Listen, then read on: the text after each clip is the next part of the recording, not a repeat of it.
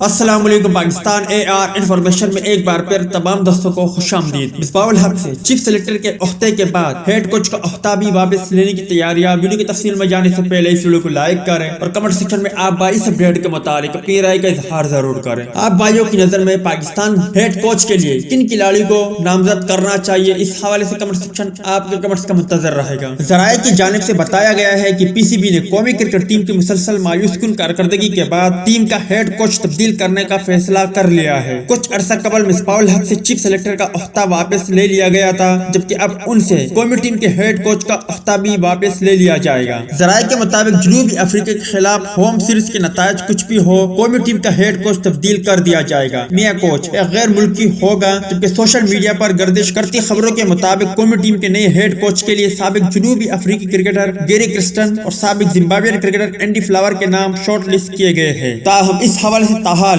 پی C B کی جانب سے کوئی بیان جاری نہیں کیا گیا۔ یاد رہے کہ کافی ایسے کھلاڑی ہیں جو موجودہ مینجمنٹ مصباح الحق و کارونس سے نالا ہے، جس میں حال ہی میں محمد عامر نے کچھ دن پہلے پاکستان کے لیے نہ کھیلنے کا اعلان کیا اور ریٹائرمنٹ لیتے ہوئے کہا کہ میں جو فیصلہ کر رہا ہوں یہ موجودہ ٹیم مینجمنٹ کی وجہ سے کر رہا ہوں۔ امید ہے دوستوں کہ آج کی ویڈیو بھی آپ کو پسند آئی ہوگی۔ ٹیک کیئر، بائے بائے، اللہ۔